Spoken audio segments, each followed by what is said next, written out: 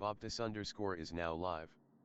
Streaming the Stanley Parable, Ultra Deluxe, Parable_8. Welcome to my computer. Please wait now. And Pondering Architecture of Gathering Hum Green Circle. Please _wait 8.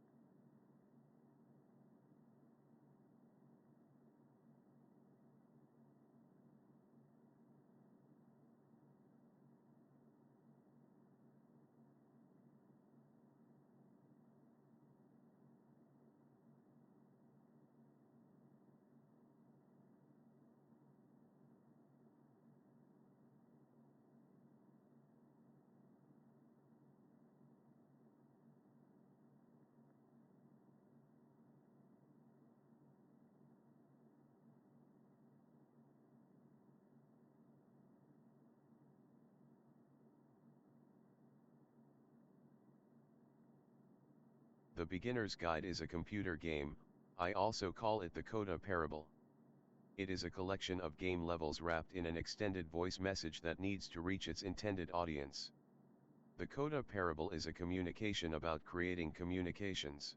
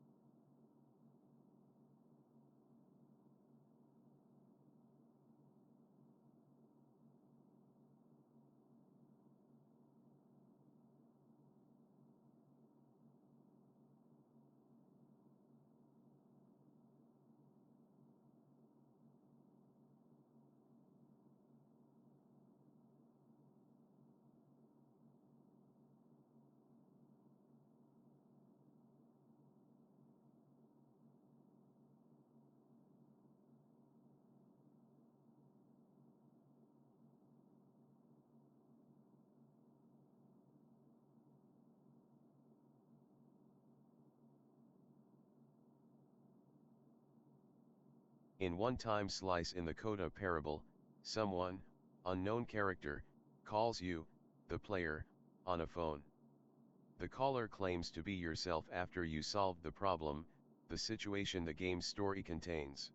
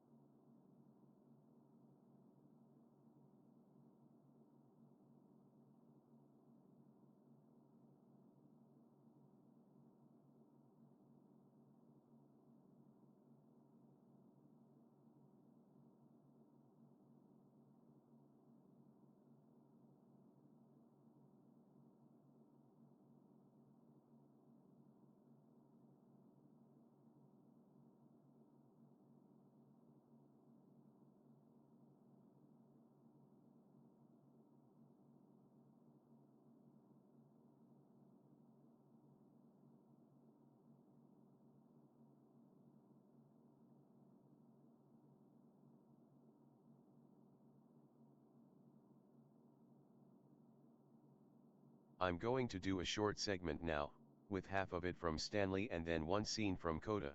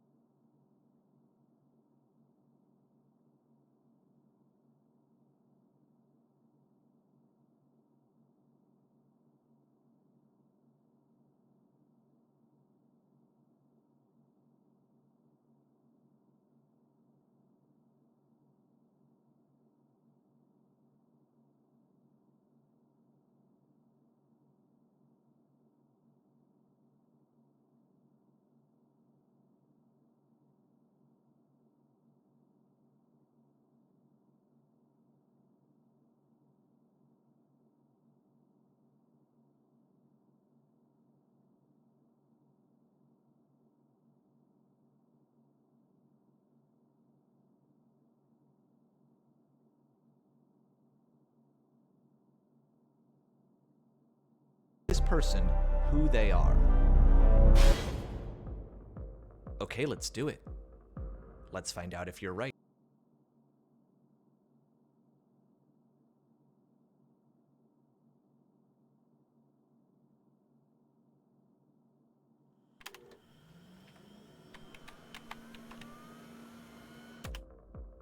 Let's say you sit down at a stranger's computer. You start opening up files and looking through stuff, and eventually you come to a folder that just says My Work. So you open it, and you click on a random file, and it's a video game that looks like this. If you had to guess, what would you say you know about this person right now? Like, maybe they're kinda goofy. Okay, you close that, you scroll down a bit, and you open up a new file. It's another game. Do you think this person is happy? Are they unhappy? Now another one. What do you think is comfortable for this person? What puts them at ease? Do you think they're lonely? What's missing in their life? Keep going, open another file. Let's look at all of them. Let's unpack this person. Are they upset about something or fighting something? What do you think makes this person angry? What kinds of friends do they have? Do they even enjoy making video games at all? Take all of these images, hold them in your mind, and now try to imagine, without ever having met this person, who they are. Okay, let's do it. Let's find out if you're right.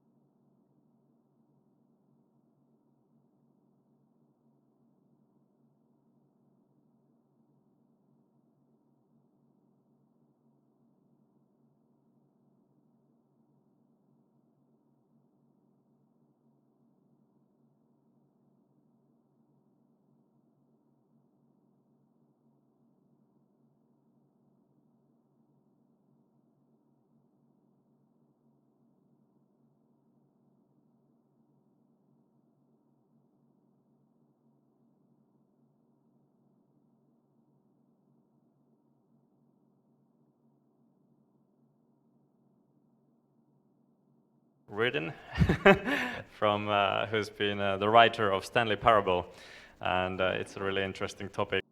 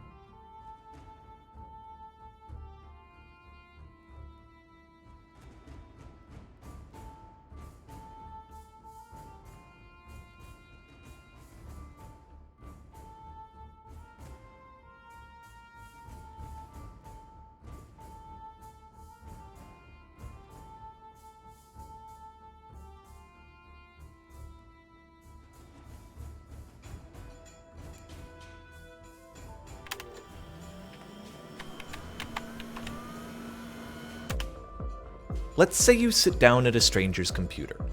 You start opening up files and looking through stuff, and eventually you come to a folder that just says My Work. So you open it, and you click on a random file, and it's a video game that looks like this. If you had to guess, what would you say you know about this person right now? Like, maybe they're kinda goofy. Okay, you close that, you scroll down a bit, and you open up a new file. It's another game. Do you think this person is happy? Are they unhappy? Now another one. What do you think is comfortable for this person? What puts them at ease? Do you think they're lonely? What's missing in their life? Keep going, open another file. Let's look at all of them. Let's unpack this person. Are they upset about something or fighting something? What do you think makes this person angry? What kinds of friends do they have? Do they even enjoy making video games at all? Take all of these images, hold them in your mind, and now try to imagine, without ever having met this person, who they are. Okay, let's do it. Let's find out if you're right.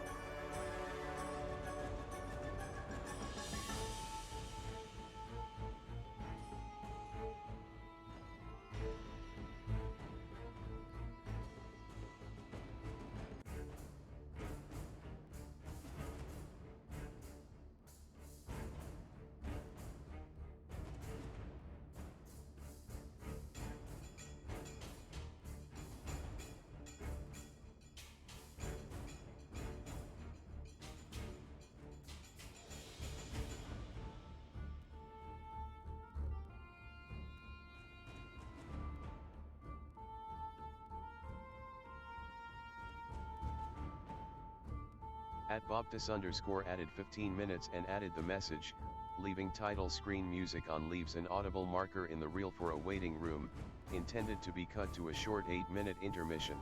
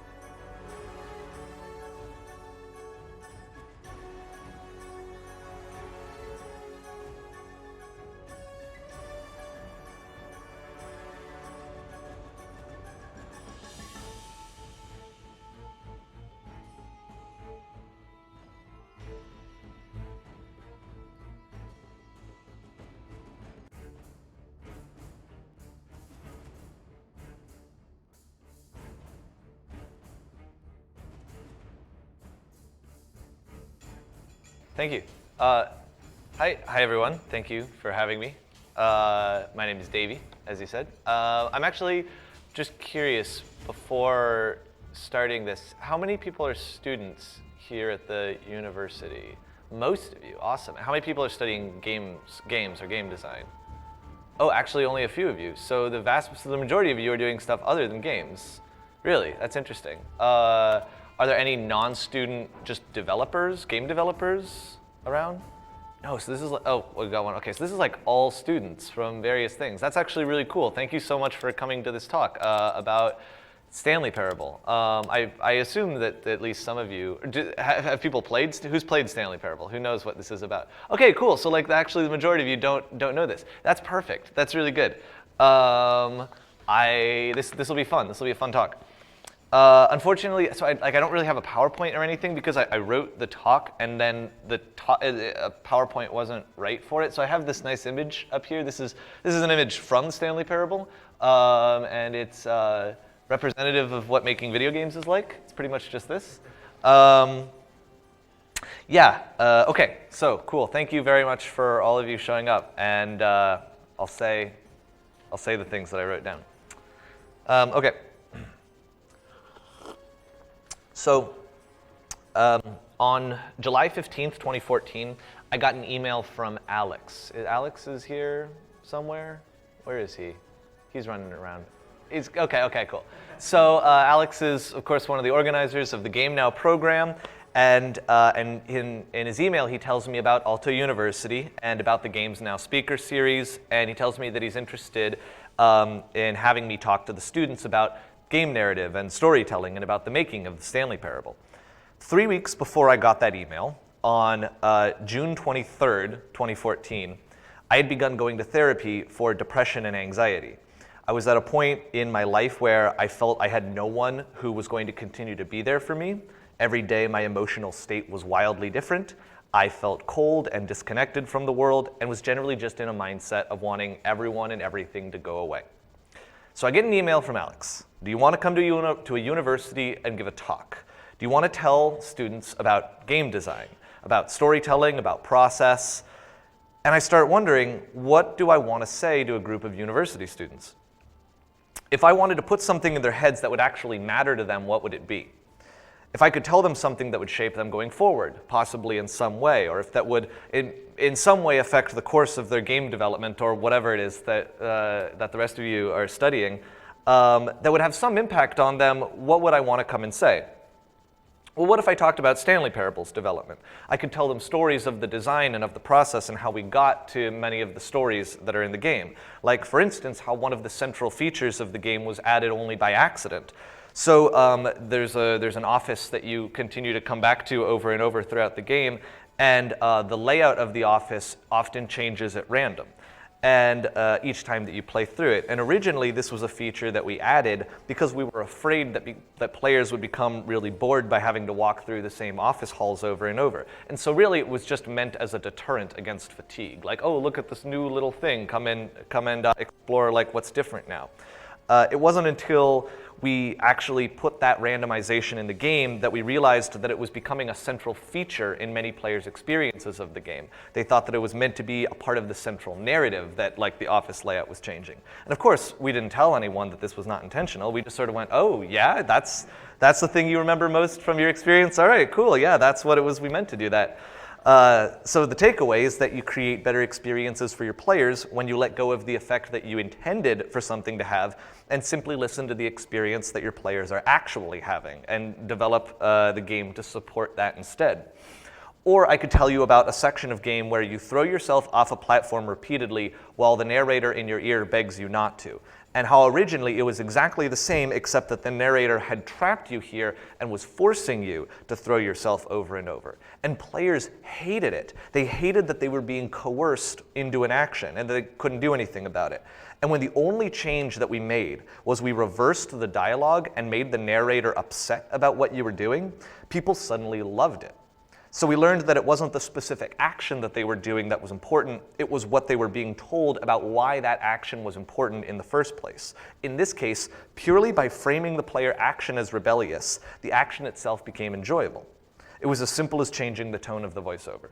So either of those anecdotes, and many, many, many more, could each be the subject of its own talk that I might hypothetically deliver to you today. So I'm not going to do that. I'm not going to talk about design, or narrative, or production, or storytelling, and here's why. This is a room full of university students heading off into the world to make games, or whatever it is that you're studying, and to do great things. You're at the start of something, and you have so much time ahead of you. And that means that right now, today, you're in a position where the things that you think about are going to trickle down through all of your work to come. You know, what you think about today will affect the things that you make a month from now. And then the things that you make a month from now will affect the things that you think about 2 months from now. And then that will affect the stuff you make after that, and so on and so forth in this cycle. So the question is, what do you want to think about? What's important? What's so important that it's worth influencing the entire cycle of things that you make for the rest of your lives? And you know, by this I don't mean what's your idea for a game. I mean what's important in your life. And I'm not saying that I don't enjoy talking about design and structure and narrative and all that fun stuff. In fact, we're going to do a Q&A after this, and I'm sure that some of you will have questions for me along the lines of the very topics that I just mentioned here. And I'm really looking forward to it. But for the purposes of this talk, I'm going to propose to you that beyond all of the designs and the systems and the mechanics and the rewards and the structure and the choices and the narrative, that there is something tremendously more important to think about when it comes to doing creative work. And it has to do with the deeper reasons for why you're doing the creative work that you're doing. The deeper reason behind creative work is unfortunately something that almost no one who makes creative work ever thinks about. It is so vast and so important that 99% of people will never even notice that it's there. It's hidden by virtue of its size. The deeper reason is also entirely personal to you. So the best that I can really do is to show you what it looks like for me in as much detail as I can to help give you a reference point for how to see it in your own life. It's very difficult to bring this huge invisible thing into focus. But if and when you do, as I hope you all do, what you find on the other end is an incredible amount of personal fortitude, well-being, happiness, and the strength to create beautiful, beautiful art. So now let's get dirty. I'm going to try to convince you that the kind of game you make is way less important than the reason that you made it, which of course is a very simple thing to say, and Aalto University paid several €100s to fly me out here, and they put me up in a very lovely hotel not too far from the city center. And so I think I owe it to them to get much more specific and much more personal about why the kind of game that you make is less important than the reason that you made it. So in order to convince you of this, I'm going to tell you a story about a thing that happened to me. I'm going to tell you about my life in a lot of detail that makes me kind of uncomfortable to dredge up after all this time, but it's important. And it's not important that I was depressed or that I did some shitty things to myself. it's important to think about why I did those things. And if you can go to this place, if you can really see the why did I do this, then you begin walking the road to clarity that will strengthen you as an artist in a way that nothing else in the world can. Okay, so let's talk about launching the Stanley Parable. It launched in 2013, but things had been building up to that launch for quite some time. In 2011, I had put a free Half-Life 2 mod out onto the internet, also called the Stanley Parable, that was essentially a prototype for the full release in 2013. Before that, I was at film school at USC in Los Angeles. I had been making stuff for years. I wrote silly parody songs for a mock folk band in high school. I made animated short movies, which I put on Newgrounds. I wrote a series of vignette-style short stories on my own in college. At film school, I made a bunch of movies, some of which I liked. None of the movies that I liked were also the ones that my professors liked. Basically, I had been making stuff for years and not really ever gotten much response. I would have some friends who liked my work, sure, but nothing really beyond that. Some of you may resonate with this. While I know that I was never doing any of it just to get recognized, it's really hard to separate your creative work from your ego. No matter how much that you really believe it's just for you, just for your own personal pleasure, eventually you find yourself looking around and thinking, does anyone else like this? Do you guys think this is cool? I think this is cool. What do you think? What do you, and you want that. It's impossible not to have those thoughts, or it's impossible for me anyway. But you keep making stuff anyway because you love it. You know, you can't help yourself, you just have to do this. Every time that you make something special that gets completely ignored, you use it as fuel to prove them wrong the next time. And you do this over and over and over until maybe one day you're like me and you decide that you're just not really cut out to be the creative type, and maybe you plan to go into a different field. I was literally weeks away from abandoning game development and just running a bar somewhere when the free version of Stanley Parable hit the internet, and suddenly overnight I had tens of thousands of eyes on me. So wow, what does that do to a person? I had convinced myself that my sensibilities just weren't cut out for public consumption, and I probably wouldn't ever really have an audience, and suddenly I'm given the audience that I'd been dreaming of for years. It was validation like you cannot even imagine. For a few weeks there after the game came out, I was a god. I felt like I could not fail, that anything I made was instant gold. And remember, this was my very first video game, so as far as I was concerned, I had a 100% smash hit record. It was amazing. And I learned pretty fast that I was not a god.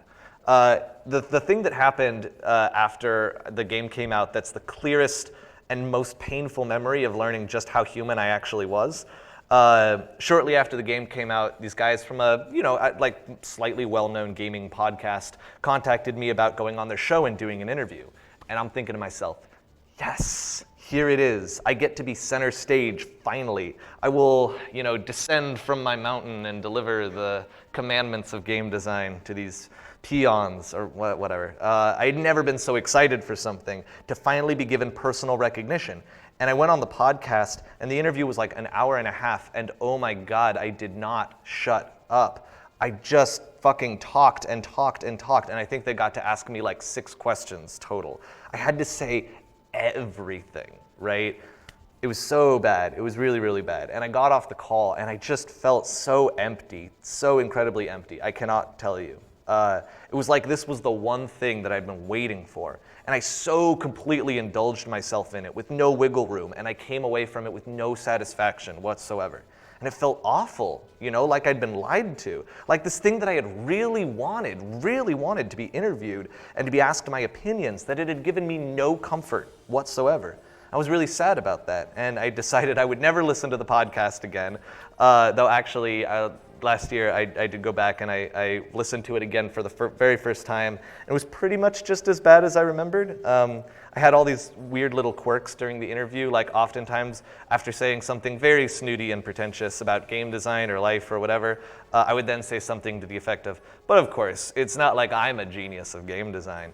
And then oftentimes after saying that, I would follow it up with, but 500,000 people have played my game, so I'm probably doing pretty good.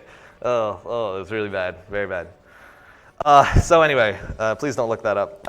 So I did that interview, and after that, I calmed myself down a bit. I kept doing some interviews, but I was like kind of getting better at them. And not long after that, I found a young guy in England named William Pugh, and the two of us began working together on the high-definition remake of the game. Okay, so I want to pause for a second. Let's look back at what I've just told you so far about the original Stanley Parable, about who I was going into that and how I responded to it. Why did I make that game? Why did I spend 2 years killing myself over that mod? Well, there's no simple answer to that. For one thing, one big piece is that I really wanted to get a job at Valve, which for those who don't know is a very large game development company. And I was hoping that this game would make for a good resume piece. But is that the only reason? I know that a few of you have played Stanley Parable, so of course you know, but for those who don't, that it's about a man who discovers that he's all alone, everything that he thought would be there for him has left, he's given no choice but to wander the empty halls of his office alone, searching aimlessly, given no solace but the voice in his own head. So again, why did I make Stanley Parable? It's because I was alone. I felt very, very alone. And it's not like I didn't have friends, I had great friends. And yet the burning thing on my mind was the story of this man who's completely, vastly alone. It wasn't enough just to have friends. I wanted to be seen. I wanted to be liked for some much grander reason. I wanted to be told that I was great. I wanted to overhear a conversation on the bus. Hey, Davey Reedon's got a new game out. What a genius. What a paragon of brilliant narrative design. I wanted to be made complete through the validation of someone else. A few months after the game came out, I talked to a friend who described, the way he described it was that Stanley Parable had been like me reaching out into the void, and by some improbable means, the void had reached back. And to be sure, I got a lot out of the reception to that game. I made a ton of friends. I moved to Austin, where I live now, moved in with the people that I live with today. I made friends and lovers and found a whole community. But the reception to the original mod was, while it was big, it was not exactly overwhelming. I dealt with it. I kept making games. I'd gotten quite a bit of validation from the experience, to be sure. But in some way, it still wasn't enough. There could be more. I knew there could be more, and I continued to pursue it. And again, there were so many reasons why I was making this thing and why William and I both continued pushing so hard all that time, but undeniably I had gotten a taste of being in the spotlight, this thing I'd never had before, and I wanted more than anything for it to continue. So I kept making the new game with my partner William, and we worked on it for 2 years. By the way, a funny note is that William and I never actually met in person for that entire time. The whole thing was done just over Skype voice call, no video. We met in person for the first time a month after the game launched.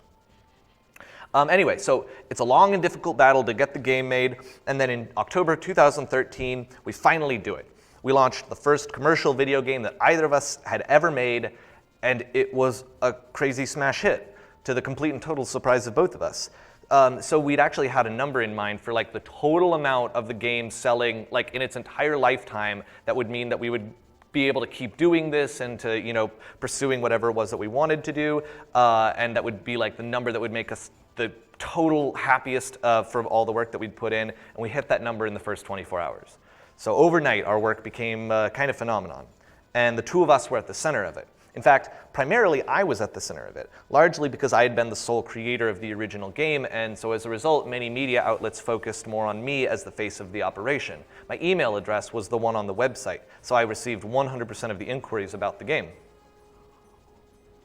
Okay, so now here's where things are going to start to get dirty, and where we need to ask some very important questions about why did things go this way. You may be noticing two details about the story that have the potential to converge in an interesting way.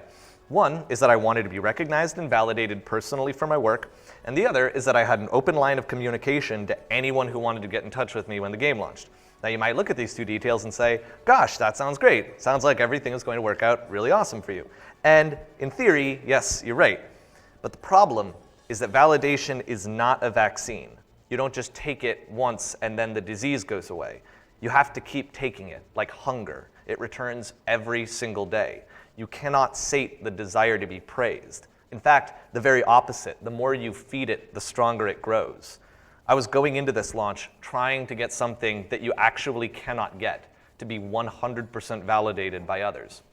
So the response starts coming in, and at first everything seems like it's going great. In fact, when I tell you that I was deeply depressed for months after Stanley Parable came out, at the time I'm not sure I would have thought of it that way. I was getting requests for interviews, to be on podcasts and web shows. I was getting messages and emails from people who had incredible experiences with the game, people who wanted to put it in museums and festivals, people wanted me to come and give talks for them or to submit the game to their awards, publishers are reaching out to me about potential deals, distributors want to partner with us. Holy crap, This is it. This is the promised land. I can do anything. I can have anything. I responded to all of them. I responded to every single email. I assembled paperwork and art assets for festivals that wanted to show the game. I got on calls with every person who asked to do an interview. I wrote long email responses to every person who sent me written interview requests, questions. I sent out a dozen copies of the game for review every single day.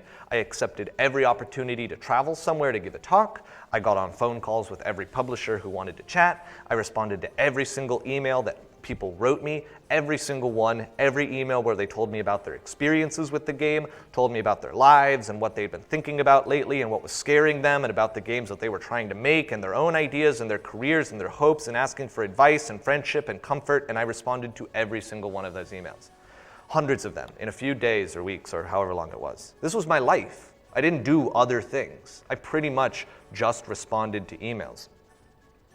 And the tough thing about this scenario is that as long as you're even looking at the email subject line, your brain automatically gets invested in the contents of the email, especially when you see it's a personalized email, right? Like something someone actually typed to you and didn't just send in batch. Your brain pumps just like this very small amount of adrenaline through your body every time you even look at the email. You don't even have to respond. It takes that small amount of energy just to acknowledge the person on the other end, to listen to what they have to say, to relate to them, to feel their life pulsating. Even if they don't get real deep in the email, they might even write you like 10 words, but because you know so little about this person, you start trying to fill in all these other details about them and projecting yourself onto them, and then when you actually respond to that email, it takes even more of your energy. It's amazing how when there's someone else trying to connect, you automatically give them a piece of yourself. You can't not. How could you not? I'm sure some of you may have had an experience like this before.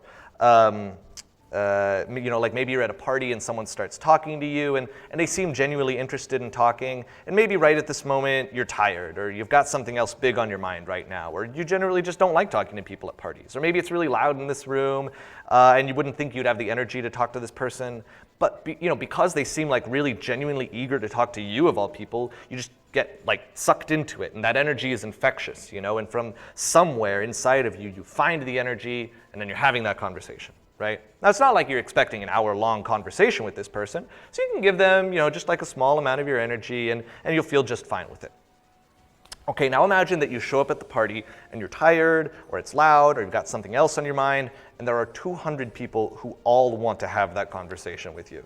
And yes, you could turn around and just leave the party, go back home where it's quiet, except for one very big problem. This is what you've always wanted. You know it. You know in your heart of hearts that you have always wanted this, for everyone at the party to come to you. You've been dreaming of this for years. You don't have the energy? So what? This is what you always wanted. This is why you started making games in the first place, isn't it? Isn't this why you've been making stuff? So that you could be at the party and 200 people would all want to talk to you? That sounds great. You have to talk to all of them. You have to. Talking to them is the only important thing. It's the only thing that matters. You've been telling yourself this for years. Talking to them is the only thing that matters. I hope you can see the dots that I'm trying to connect here. I was driving myself into the ground, trying to respond to absolutely every piece of communication that came my way. And it wasn't an isolated incident. It wasn't like this had just come out of nowhere. I had been setting myself up for this for years. The intention, one of the big reasons that I'd been making games, was to be liked. I had defined that goal so strongly and so monolithically that there was no room for other things like, self-care or mental health. No, be liked, be praised, make connections, talk to people. There was no limit to it. This won't end. Just be liked forever, infinitely. That's the rest of your life. Spend all of your energy, every ounce of strength that you have. It's all worth it. This was my why. This was the purpose that drove me. And now this is where things start to get kind of hairy, and when I talk to you about the depression that resulted from this, I'd like to clarify something. Today, I'm doing great. I really am. I climbed up out of it. I mended all my relationships with people. I still go to therapy. I'm without a doubt the happiest I've ever been in my life by far. So when I tell you about these things that happened to me a year and a half ago, I'm not asking for your pity or your sympathy. I'm relaying this to you to try to illustrate for you what is at risk. If you're not being mindful about why you're making the things that you're making, what do you stand to lose? How bad could it really be? Well, things got really bad for me a week or two after the game launched. We had this very minor controversy where someone pointed out that a piece of imagery used in the game was racially insensitive, and I agreed and said I would change it. And then the person who had pointed that out went and talked to the press, who asked me for a quote. And again, here I am in this mindset of all recognition is good, talk to everyone, so I did. And then the story circulated. And suddenly I'm receiving dozens of pieces of hate mail from people who thought that I was buckling to politically correct propaganda and sacrificing my artistic integrity, and people called me weak and self-censoring and a spineless coward. And for maybe a week, this was a huge amount of the email that I received. It was so hateful and so angry. And again, I'm in a mindset where I need to connect with all people. I need to read their emails, to hear their thoughts and their pains and get to know their world. So of course, I had to open up every single email and read them all the way through. And I responded to most of them too. I tried to explain myself. I just didn't want them to get the wrong impression about me.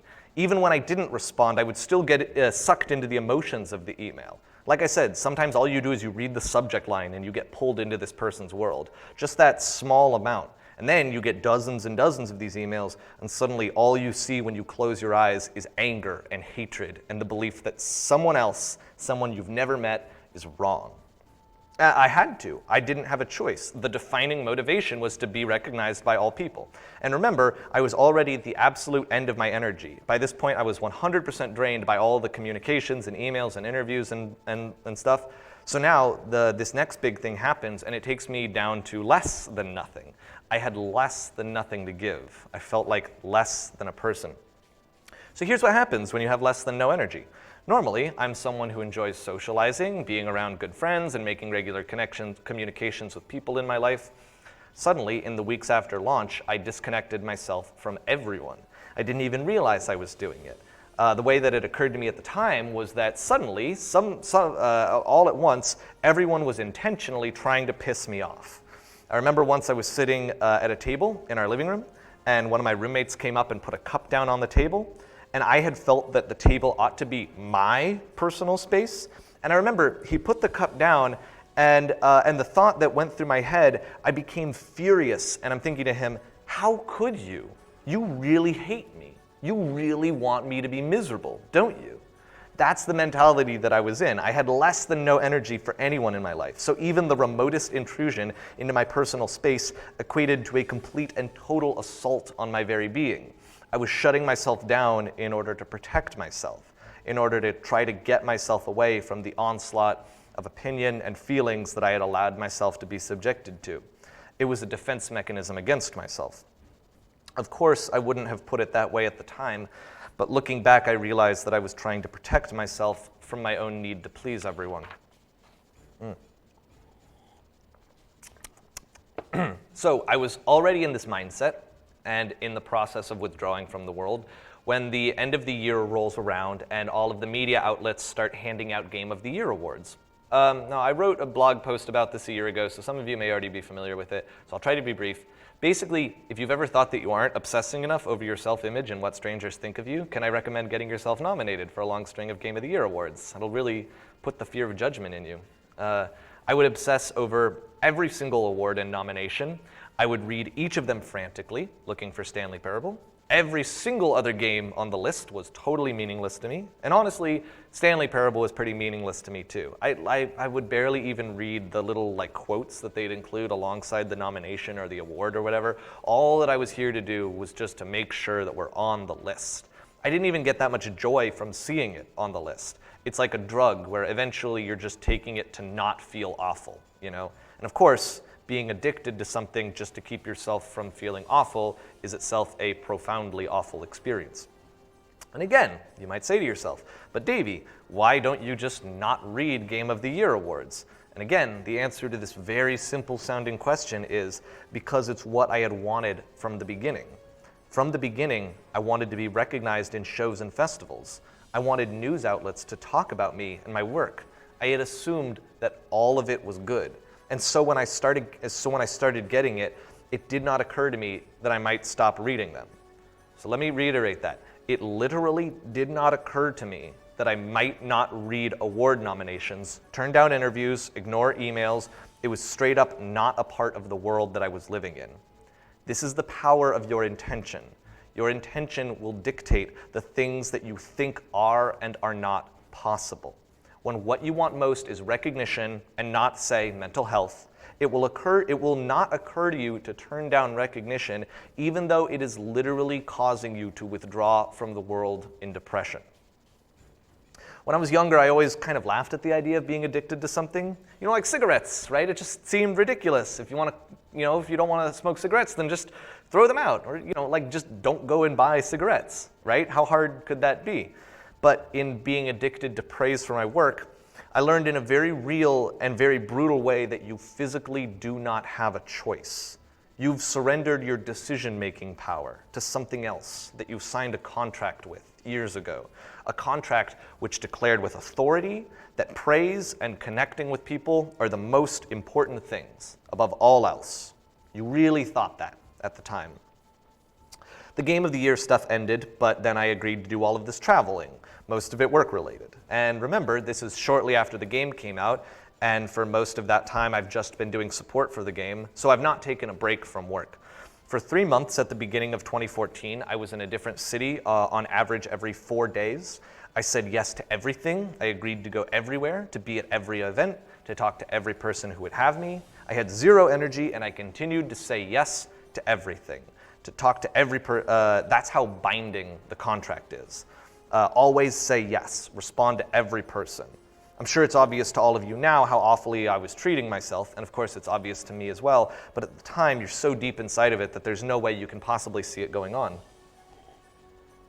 Halfway through traveling, I got sick and remained sick for 2 straight months, well after I had gotten back home. My body was physically unable to take anymore. I got back home to Austin and for the first time in months allowed myself to just stay in one spot. But I was still paying the consequences of everything that I had put myself through. Now that I was no longer moving around and distracting myself from myself, I had to deal with the fact that I was completely withdrawn and depressed. During this time, I would have wild mood swings every single day. One day I would feel okay, then suddenly for 2 straight days I would feel absolutely nothing, no emotion, nothing whatsoever. Then the next day would just be sadness, like nothing but sadness all day.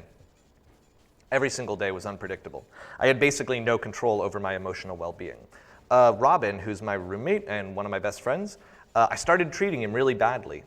I felt like everything that he did that he was trying to do to hurt me personally. I thought of him as lazy and sloppy and irresponsible, and I would tell him that. I would point out his character flaws to him, like suggest ways that he might be more likable. Now keep in mind, Robin and I were best friends for over a year before this. We live and work together. He did the sound design on Stanley Parable. He was and is one of the closest people in my life, which is perhaps why I unleashed my anxieties on him. And then that summer, almost a year ago, or a little under a year ago, he pulled me aside one day and sat me down and told me that when he was around me, when I was in the same room, that it made him feel physically ill. And that's when I realized, for the very first time, what a shitbag I was being.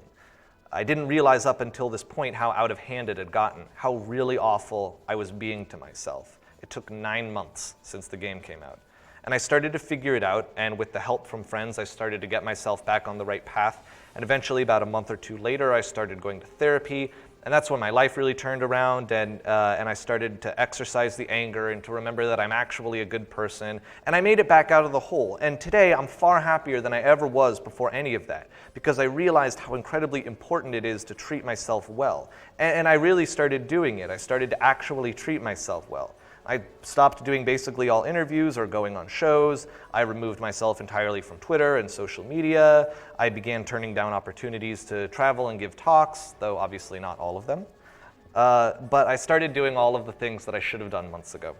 It took that level of depression and anger and making life hell for the people around me to realize that perhaps, maybe, every single opportunity for praise and talking to people and bringing every single person into my life was not necessarily a healthy outlook on life. And I'm sure that for many people, that actually is totally sustainable, right? A lot of people do have the energy for that. I don't. But for whatever reason, I had it in my head that I did. So why? This is the big question, right? Whenever anyone goes through something traumatic, you always look back and you want to understand why it happened. And I'm not going to stand here and pretend that I have an exact answer for you and that if you just do this one thing, then you'll never get depressed, right? But I do think there's one pretty central thing that brought a lot of this pain down on me. A big part of why I was making games in the first place was to be loved in a way that I did not feel I could be loved without my work. I felt that this is the way it goes. I, as a creative person, can cultivate a certain amount of love and happiness, like me being with people, and then I make work, and then it's up to my work to do the rest, right? Like I do half, my work does half. And so I'm thinking, as I'm making Stanley Parable, I'm thinking to myself, when I put this out, people who already know me, sure, they'll see the work, and then they'll see me, and then they'll really know me. And then they'll get me because I put so much of myself in this game. And then I'll get the full 100%. I'll get to really connect with people. Then they'll really like me once they play my game. I needed to be loved so badly that I would willingly hurt myself to get it. I would give far more energy than I actually had. I would wear myself to the bone and then keep going. I would be incredibly depressed and still respond to interviews. That's how important it was. Okay, cool. That's my big shitty story of how sad I was. Sorry about that. I realize that I've taken you through this long, excruciating tale of my life, and okay, you all get it. I was very unhappy and everything sucked, which is true. But there's something here that I think is very important, and it has nothing to do with how depressed I got. The reason I had to face all of these issues is not because Stanley Parable sold a lot of copies. The biggest thing that made my situation unique is that the reception to Stanley Parable forced all of these things into my life in a very, very short period of time. For most human beings, these are the kinds of issues that you tackle and unravel over the course of many years, or even several decades. In my case, I had to deal with it all in 9 months. And that is the only or the biggest meaningful difference, I believe, between me and someone whose work does not sell well when it comes to this kind of depression. It was hell because I was dealing with the trauma in ultra fast forward. So some of you might have a deeper reason for making games that was very similar to mine, but you'll experience it in a very different way. Because even if you don't have a hit game or something like that, you still have this contract inside of you that tells you why you're really making whatever it is that you're making, what the deeper reason for it is. Just as it was praise and validation for me, perhaps for you, it's the need to prove yourself to someone who thinks you won't make it, or a self-judgment that the only people who are valuable in this world are the people who are churning out creative content all the time, or a desire to be a part of a community, to belong to a group of people who you can connect with and be inspired by, or the fan response. Do the people who play your game love it and spend hundreds of hours on it? You get such a rush from that. Or winning awards, or making money. Maybe you just want to be able to support yourself financially. And of course, these are things that apply mostly to games. There are many other things that many of you are doing. And maybe, like me, you just want people to recognize you personally and tell you that they like your work, and so therefore they like you. There's always something, or multiple things. Everyone has this, whether you know it or not. You are developing and refining this reason every single day and with every single thing that you create. This is the contract that I mentioned earlier. This is the internal voice that has decided what is the most important thing. That whenever you come to a big decision, your internal contract will always privilege this one thing above all others. To you, it doesn't even occur to you as a contract. It just occurs to you as the truth. It's possible that you might not even realize that your other people's contracts are different than yours. But everyone has this reason. And the unfortunate reality is that for almost everyone, the contract tends to make decisions from a place of fear. Fear that you'll never be enough, fear that you will never have enough, fear that you will never be truly, truly loved, fear that you will never fit in. And whenever the voice of fear gets what it wants, it goes stronger and hotter, and it becomes more sure of itself. And when it grows big enough and powerful enough, it will eat you alive. Because you'll no longer be making decisions for yourself. The only decisions that you will be able to make are those that serve the needs and fit the guidelines of the contract. Now, just to insert a little side note here, I realize that I didn't do a very good job of explaining why this unconscious voice is really the voice of fear. If you didn't quite make that connection with me, that's totally understandable. Unfortunately, that single idea that your unconscious and default state of mind tends to be fear-based is such a massive conversation that we could really only cover it adequately by having a completely separate talk about it. So I have to kind of just gloss over it and ask you to just roll with it for now. Perhaps in another time we'll be able to give that conversation conversation the attention that it deserves. So, back to this idea of a deeper reason. If it happens that in your creative life, your work is received incredibly well in an incredibly short period of time, I have good news. You're going to figure out very quickly what your internal contract actually says. However, if you don't have this experience, as many of you will not, that doesn't mean the contract isn't there. It just means that more likely, it will reveal itself to you very slowly in small chunks. Some of you will experience all the pain that I've described here and more, except in tiny pieces over many years, disguised as other things. Always, the contract will tell you that the pain is so small and hardly even worth thinking about, and it's probably, a result of some other unrelated thing that you don't even have control over. And when the unrelated thing goes away, then so will the pain. And you'll get great at ignoring it or explaining it away to yourself over many years. And over many years, the pain of subservience to your contract will become background noise in your life, as much a part of your identity as your name or your skin color. From time to time, it will emerge in slightly larger ways, by pissing off a good friend, or by taking on a project that you know is wrong for you, or by falling into a life habit that is clearly self-destructive. But you won't know why you did those things, because it wasn't you making the choice to do that. It was the contract, and the contract is always right, always there, always in charge. Sooner or later, you're going to have to deal with this. Sooner or later, the thing that you really want, that you really prize deep down inside, is going to make its way into your life in a way that you did not intend. And even though you didn't get to decide whether or not to have this contract, you do get a choice in how you're going to respond to it. You can start right now, today, by asking yourself, what is the real reason that I'm doing what I'm doing? Why am I making stuff?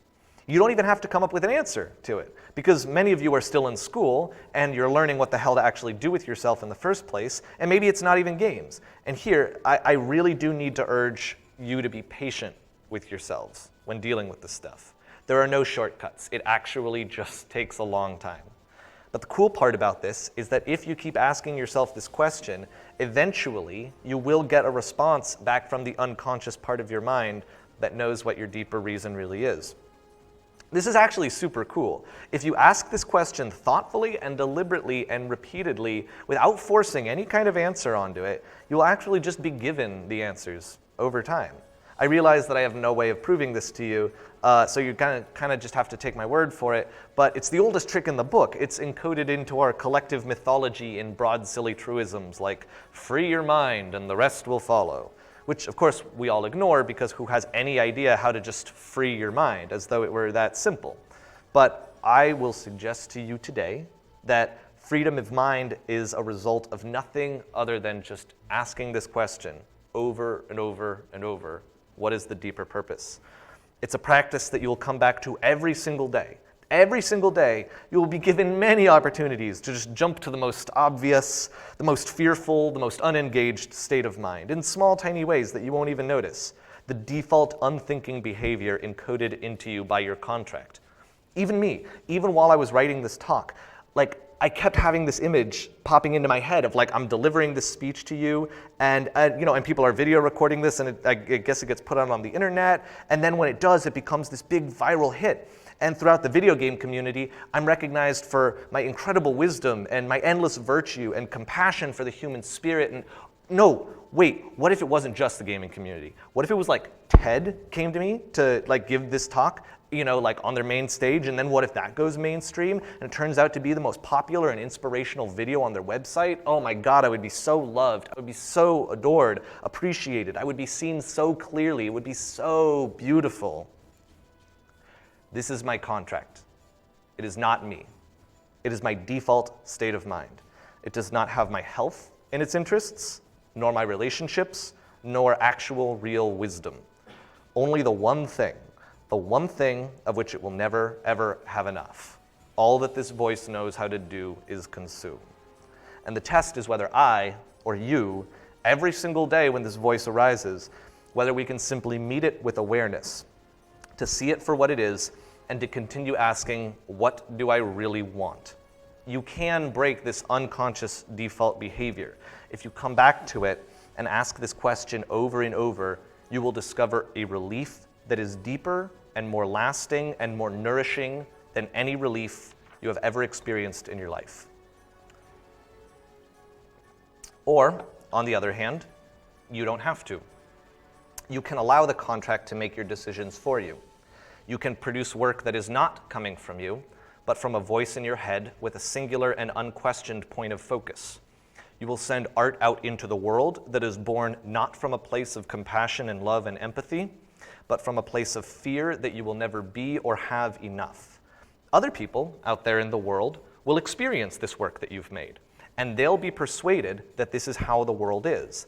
They slowly, over time, will begin to see the world through the fearful lens that you've offered them, a lens that tells them that they are not good enough, or to run from their pain rather than confront it, or to be scared of people who are different from them. And when we have enough game developers creating video games from this unquestioned and fearful state of mind, when we have trained our audiences to demand games which come from the unquestioned and fearful state of mind, then over several decades, we develop an art form in which by far the most ubiquitous form of expression is that of firing a gun. We get a culture where violence is understood and implied to be the central means of problem solving, and so enemies must be made inhuman, ethnically threatening to a white Western audience, living beings made dispensable in the hundreds or thousands purely so that violence can continue to be palatable and marketable. We get a culture where women are frequently depicted as fragile and in need of rescue, and where sex is not represented as an act of intimate humility before another human being, but a reward at the end of a series of correct or incorrect gameplay decisions. We get a culture where players expect to be made unambiguous heroes whose actions have permanent and lasting impact at all times, where the repercussions of one's actions are minimized or removed entirely, so as to keep the player immersed in the narrative that you, and only you, are the single most important human being in the entire universe. In short, we deny our players their humanity, for our humanity cannot be seen in the things that we gain. It is seen in how we respond to not getting what we want. This is what I hope for the works that you make. I hope for all of you to create works that allow your players to feel more human. But it is so, so hard to do when that one voice, that one contract is making all of your decisions for you. This is what is at risk. If you fail to be conscious about what's going on in your head, this is what you risk doing to yourself. And it's what you risk doing to other people. Because, oh my God, I want you to treat yourselves so well. I want you to be good to yourselves. This is surprisingly difficult, but you can do it with patience and attention. And then when you're being good to yourself, you tend to be good to other people. You tend to make things that encourage the kind of compassion and empathy that I mentioned earlier. I really want you all to treat yourselves like you deserve to be treated well, because you do. And I'm going to finish my talk today by returning to and reiterating on a point that I made earlier, which is that in order to do this, you have to be patient with yourself. I know that's not a sexy takeaway, but it's maybe the closest thing that I can offer you to a real solution for dealing with your own personal contract. Ask this question of yourself. Ask what is the deeper reason why you're making games, and then be patient and allow the answers to come to you. It's the hardest thing to do because it is the very definition of delayed gratification. But as you're going to discover over and over again throughout your lives, the most difficult crucibles to traverse are the ones that offer the most deeply fulfilling rewards on the other end. On the surface, patience looks invisible. It looks like you're doing nothing. But really, what you are doing is choosing not to be driven by the voice of fear. You're instead choosing to listen to it and hear what it has to say, and then say, okay, cool, thank you, voice in my head, and then continue to ask, why do I really want to make what I'm making? Patience means doing this over and over and over, your entire life. It's the only way to break from your contract, and I promise you that over time, you will do exactly that. You'll develop the strength to choose for yourself and to choose a life where you treat yourself and others well.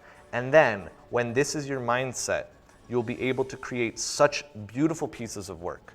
You'll make games that teach the world to be joyful and compassionate, and you'll feel really good about yourself besides. I really do wish this upon every single one of you, whether you're making video games or something else entirely, whether you're a doctor or a geologist or a cashier.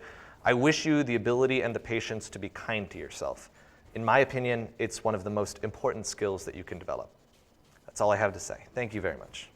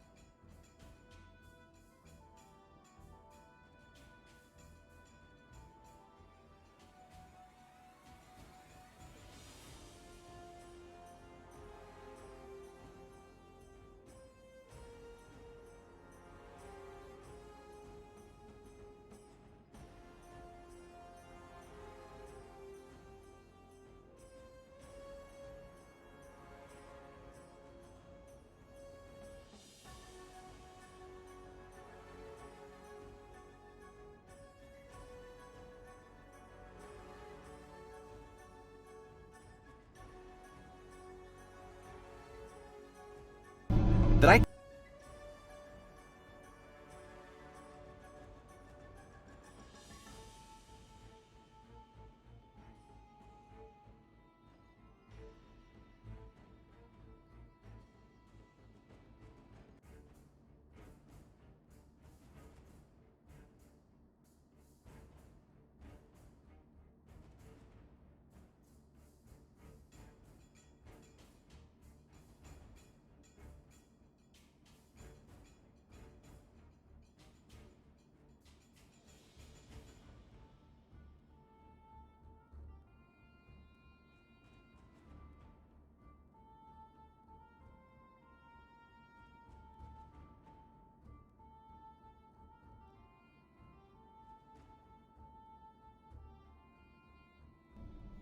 I think this is why I always liked Coda's games so much, is because it felt like they let me have that connection.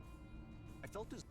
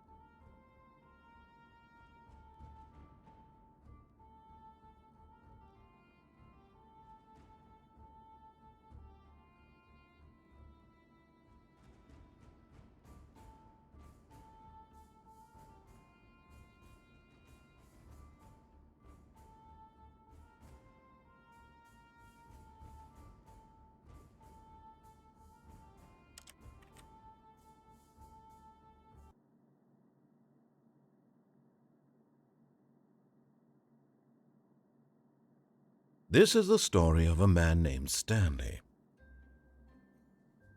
Stanley worked for a company in a big building where he was employee number 427.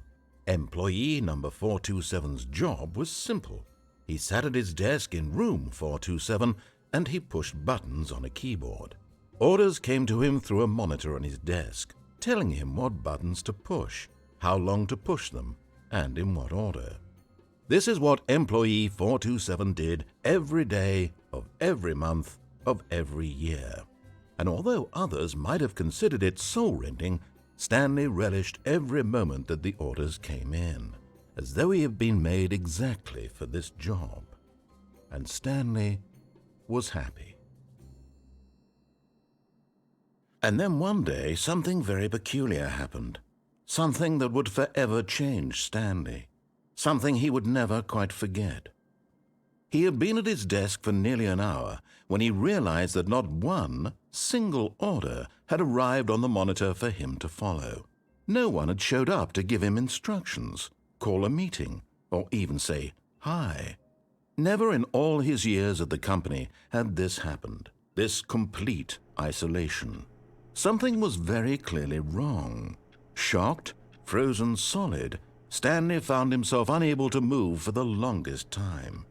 But as he came to his wits and regained his senses, he got up from his desk and stepped out of his office.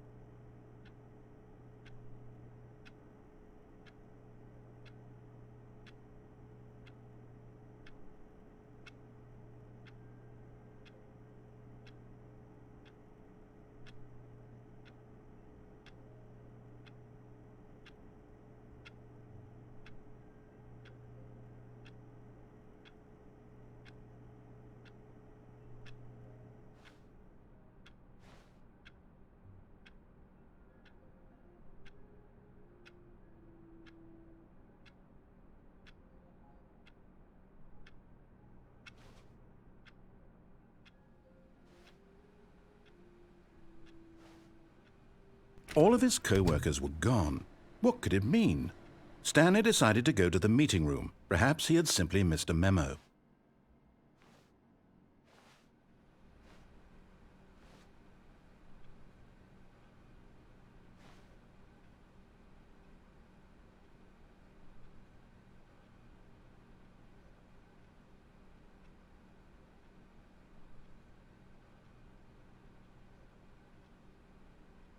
It's bucket time.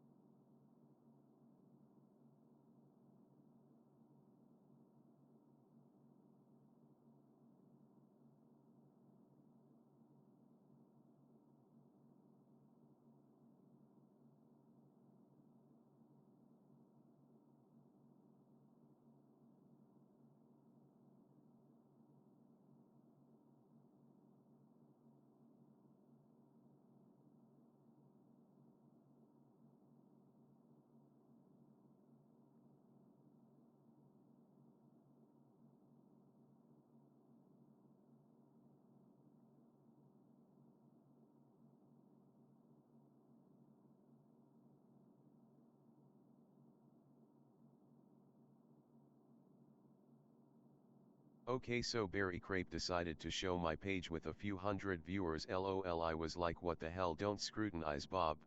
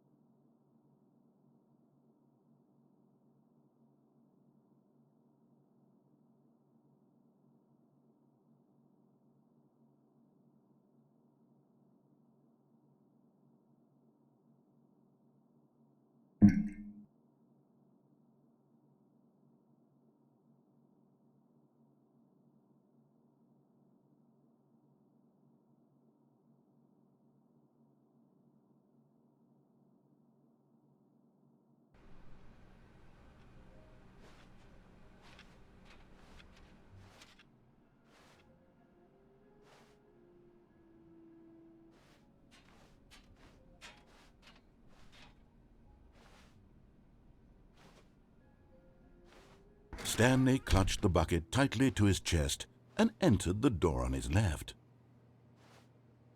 This was not the correct way to the meeting room, but Stanley had felt the bucket calling to him, telling him that the employee lounge was simply the place to be.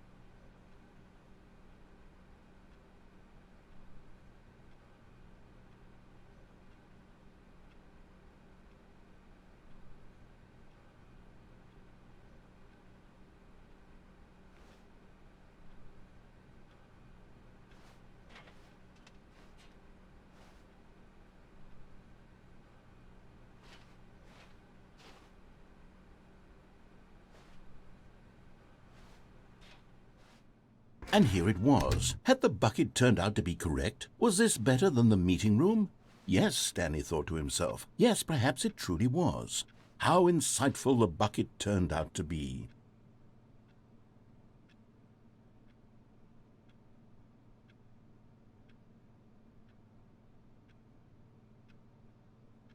Truly, being here with the bucket was a grand adventure.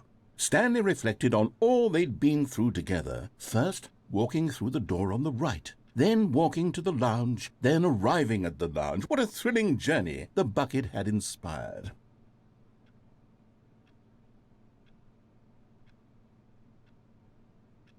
Perhaps this was where the bucket felt most truly at home, here in the employee lounge.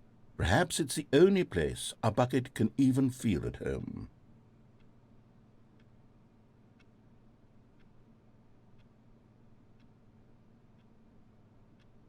Stanley decided to just give the bucket absolutely as much time as it needed to be in the lounge. Clearly, the bucket and the employee lounge shared a special connection.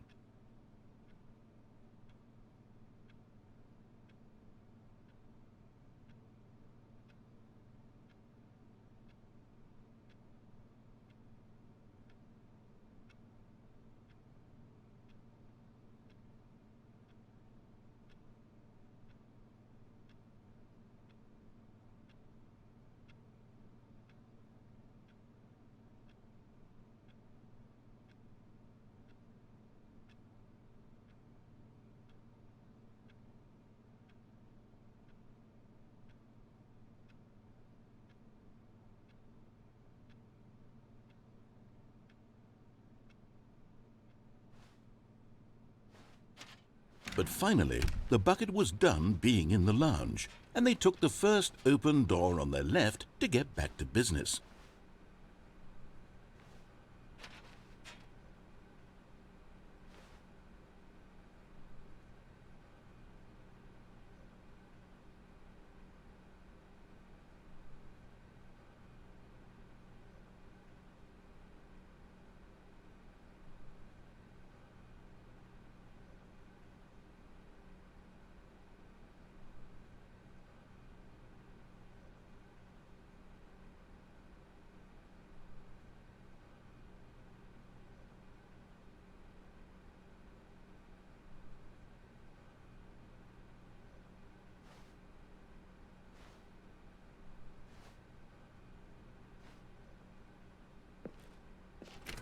No, Said the bucket.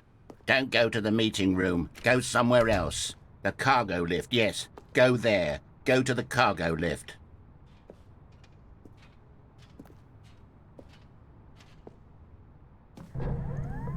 Good, Said the bucket. now ride the lift all the way to the top. There's something up there I need you to do. Stanley did not question why or how this bucket was speaking to him. It should have alarmed him, of course, because buckets can't talk. But Stanley chose not to think about this obvious fact. He was firmly convinced that the bucket had spoken to him, and he unthinkingly did whatever the bucket asked.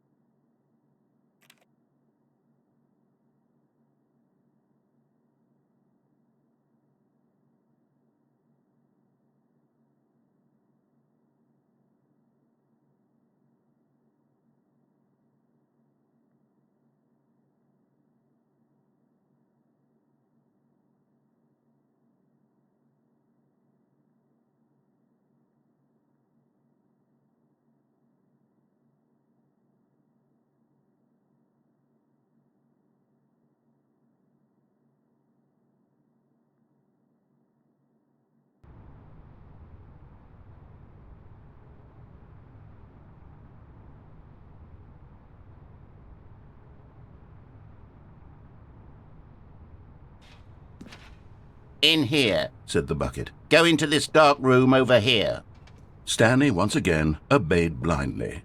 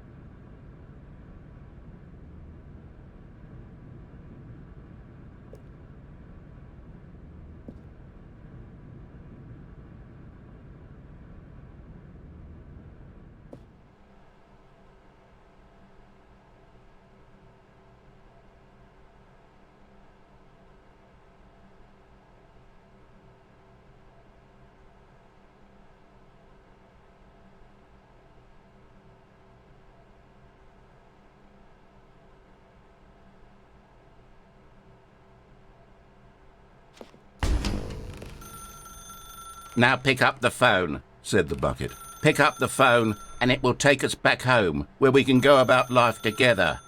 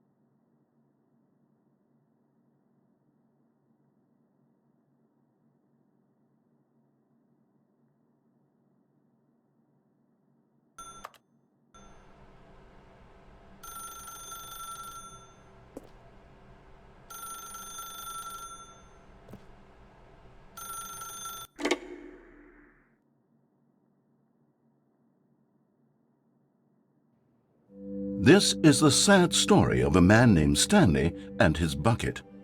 Once upon a time, I gave Stanley a bucket because I thought he was lonely and could use a friend. And then, very distressingly, he began to believe the bucket could speak to him.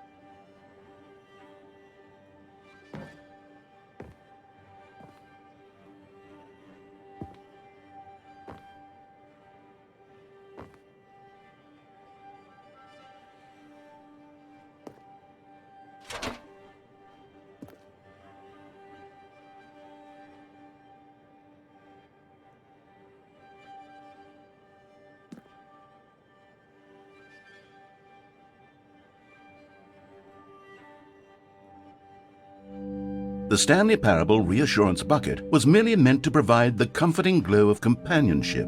It doesn't literally talk and give you orders. Whatever Stanley is hearing the bucket say to him is just in his head.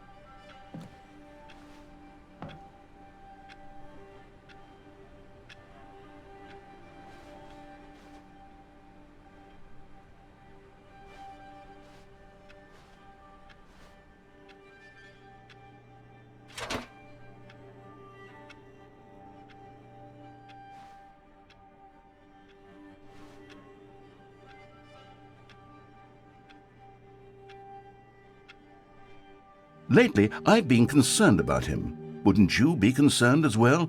To see him delusional like this, obsessing over an inanimate metal object? I want to say something to him, but I don't know how I can convince him. I don't know if he'll listen to me.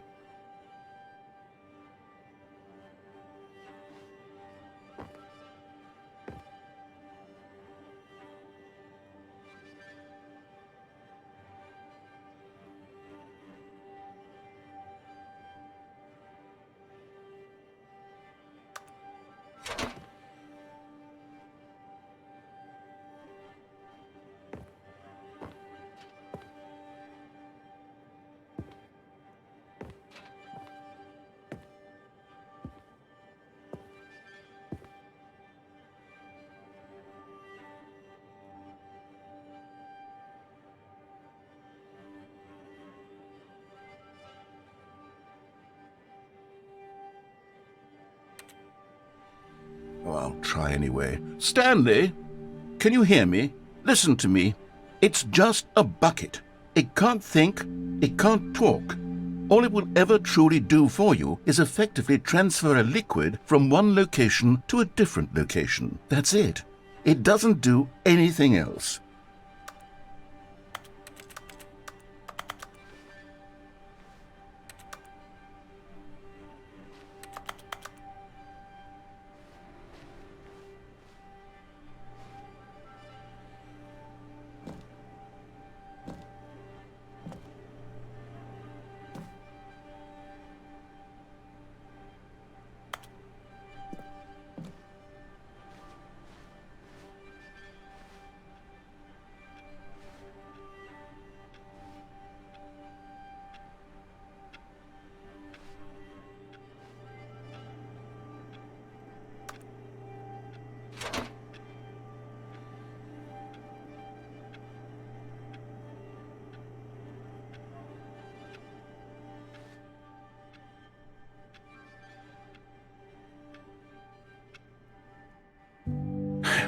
You see, he's not listening. He's still taking orders from the bucket.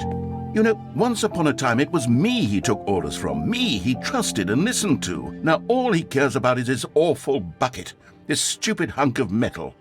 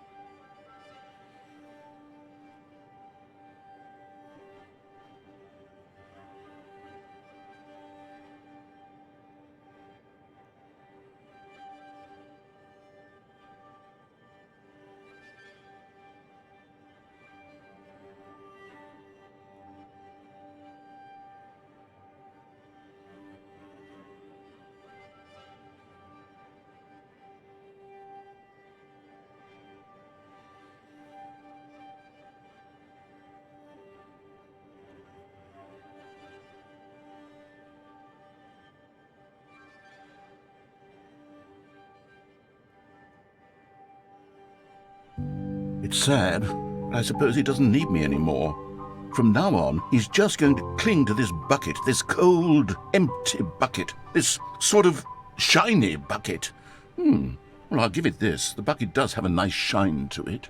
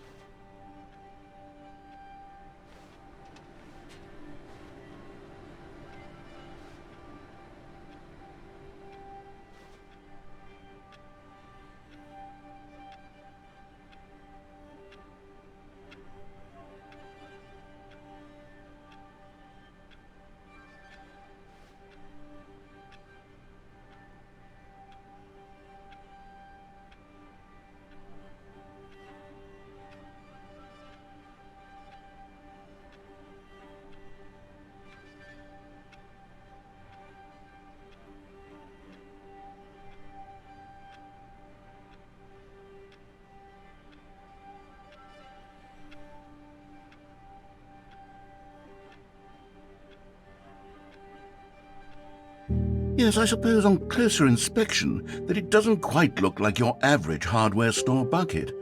It's just a little more, what am I trying to say? Sturdier, more capable of transporting liquid. Like it would be better at moving an amount of water from one room to another.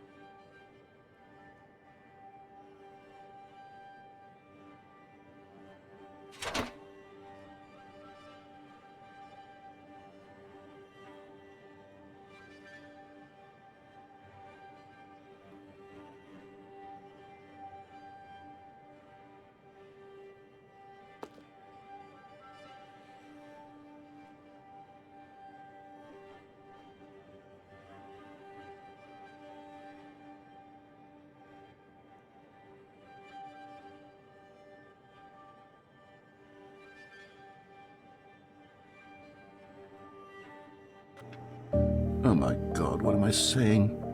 Better at carrying water from room to room. It's a bucket. It's literally just a bucket. Why do I feel some need to point out the ways in which it's so much more than just a regular bucket?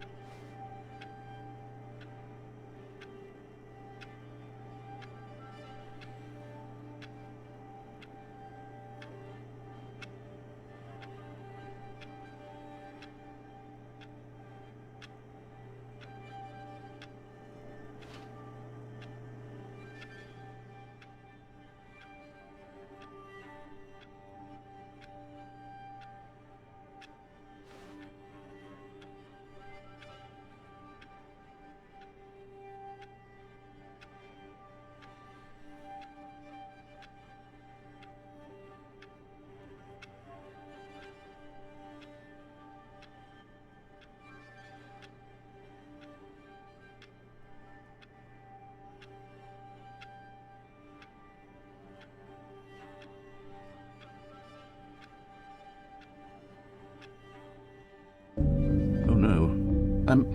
I'm having feelings. For the bucket. No, no, no, no, no, no, no, no. What's going on? Why do I want to be with the bucket? Hear what the bucket has to say. Do anything it asks. What's wrong with me? I don't understand. Perhaps if I had the bucket, this would be less confusing. Yes. The bucket could tell me what to do in this troublesome situation.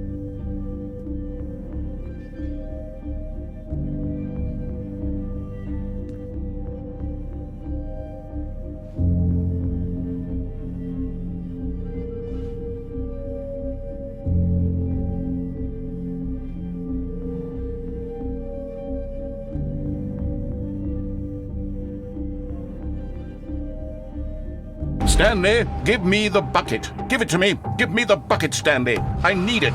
Give it to me now. Give it, or I'll...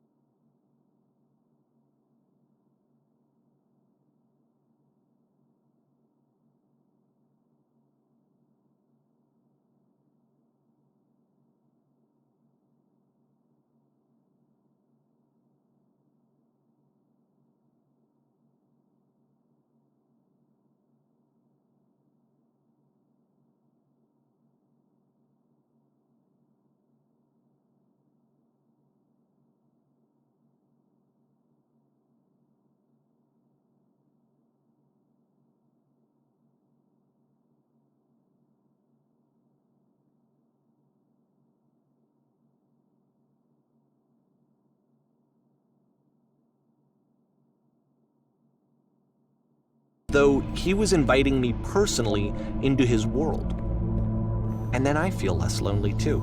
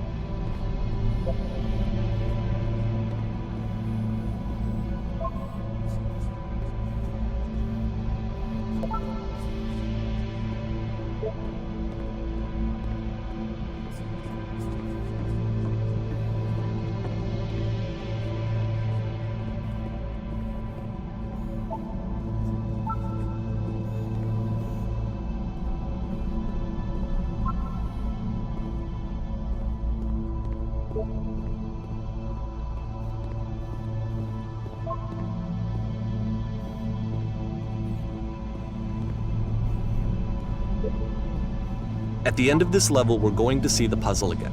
And here, I'll tell you what I think the puzzle means. Each of these games represents an idea that was on Coda's mind at the time that he was making it. And the puzzle is a way of closing the door on a previous chapter of his life before moving on to the next one.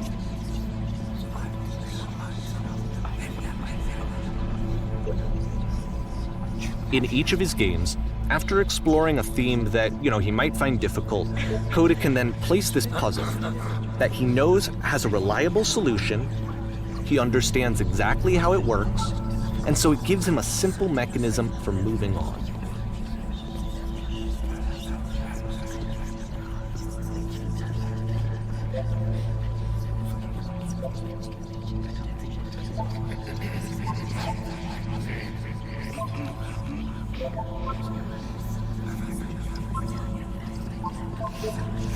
And because there's this dark area between the doors, a space between spaces, before you move on, you get to pause. Just for a moment, a few seconds to reflect on and let go of the events that led you here, to step back and connect the pieces together, to grasp at that elusive bigger picture.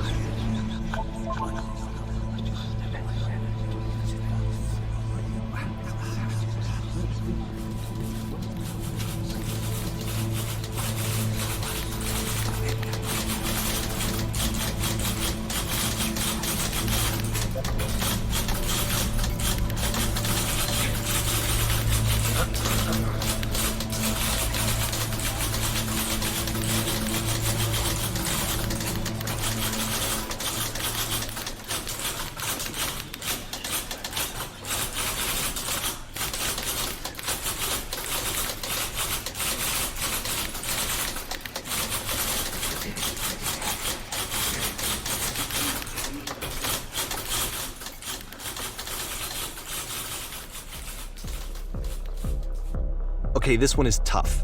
It's gonna kind of just spin its own wheels for a few minutes. Hang with it.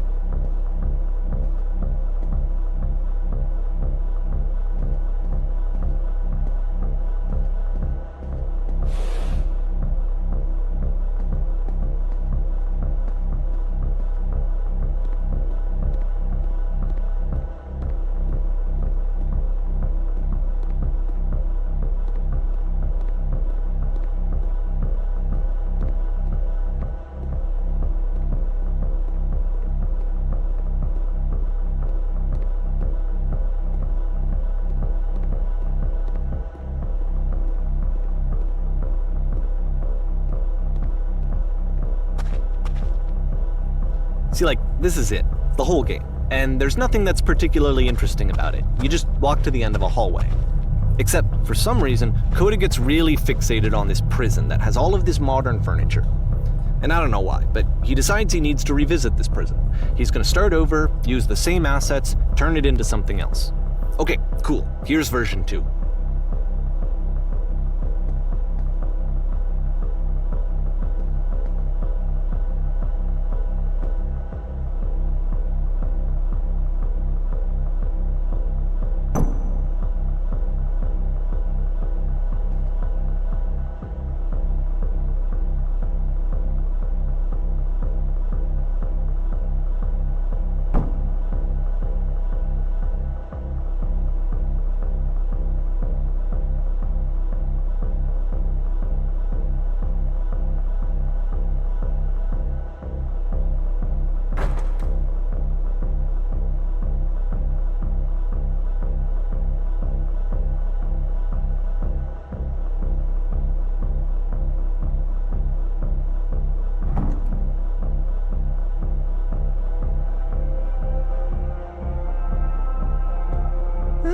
There's a bit more to this one, but still it's not really communicating anything. It's kind of just weird for weirdness' sake.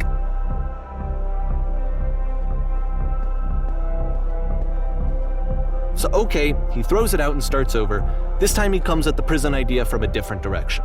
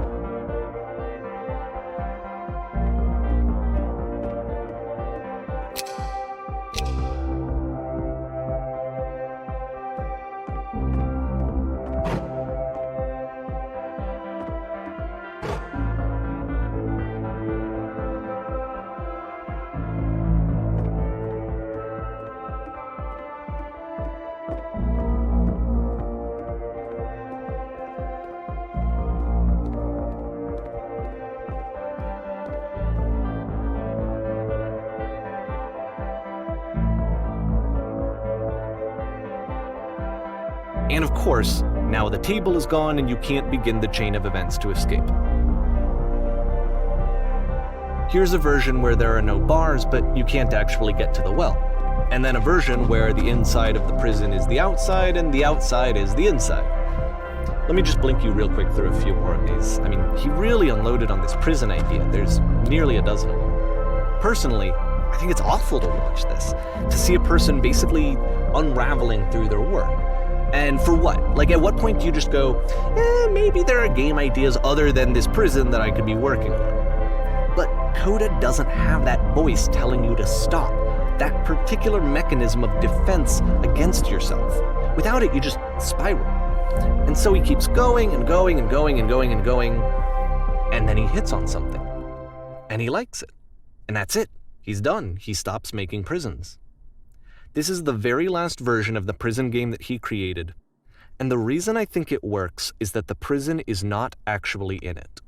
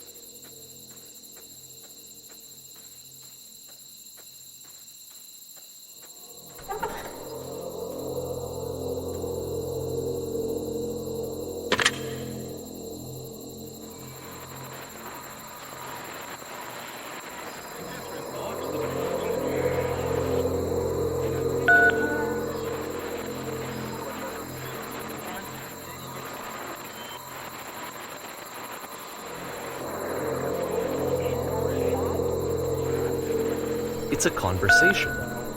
And so this is what Coda wants, is to be able to talk to someone. to share what's on his mind and to get some good advice from someone who knows. But the irony is that even in this scenario, you're still talking to yourself. You know, all of these games so far are Coda talking to himself.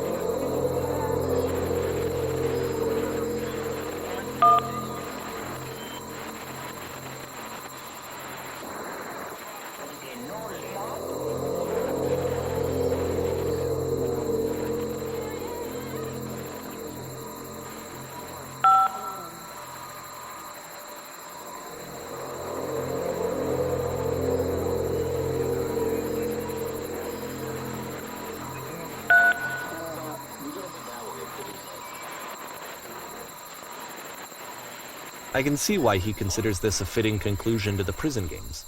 After all of the obsession and frustration, just to be told by someone you can trust that things are going to be okay. Wouldn't that be nice?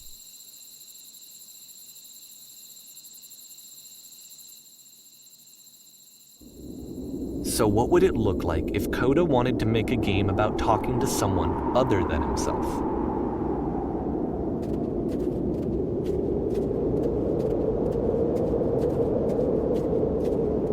To me, this environment is meant to represent Coda's puzzle, with the two doors on either side and a dark transitional space between.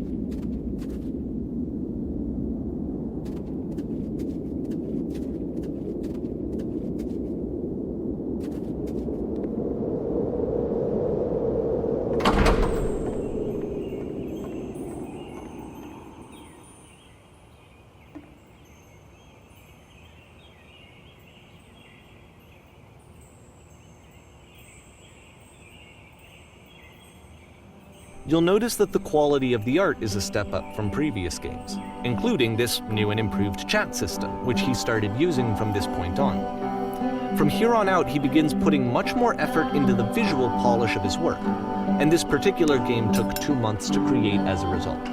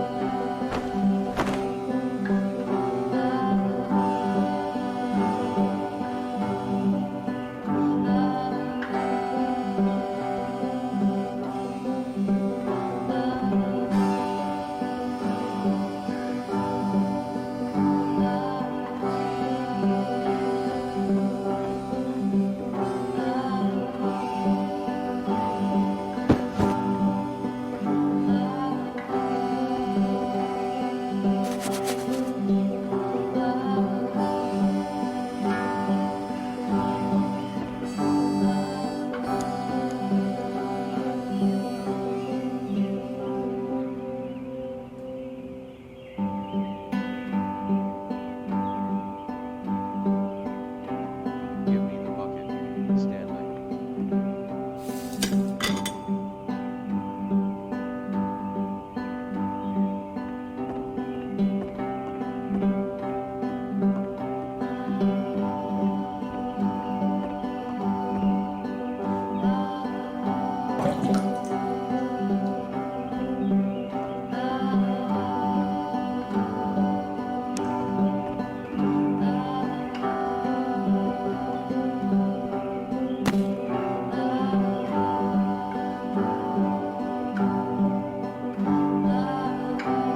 After the intense set of prison games, this house cleaning level almost feels like cleansing. It's the moment after a particularly difficult or traumatic experience where you just need to let it sit and digest inside of you, and eventually cohere into something meaningful.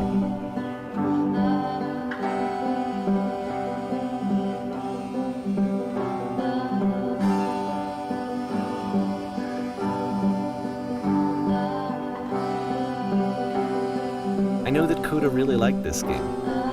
Of all of his work, actually, this was the only one that he called me up to ask me to come over and look at it. This was during a period of a few months where he was like grossly happy all the time, just walked around with a constant smile on his face.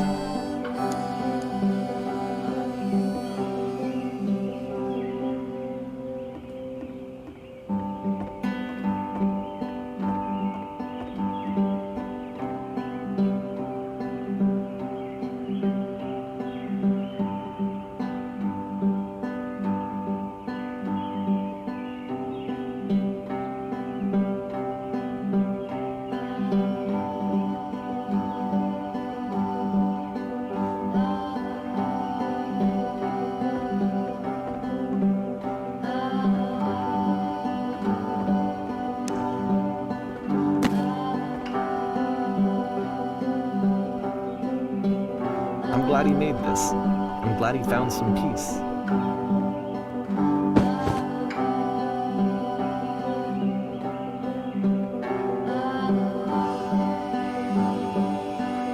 But, of course, it can't last. The music stops, your companion is gone, it's time to leave. The door at the top of the hill is now open as well. Again, you can't stay in the dark space for too long. You just can't. You have to keep moving. It's how you stay alive.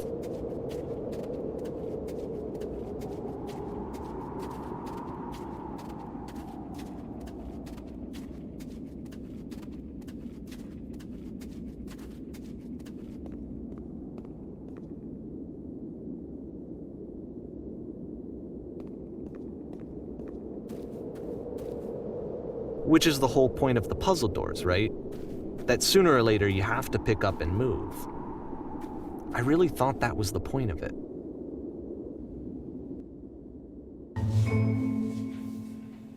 This one gets a bit goofy.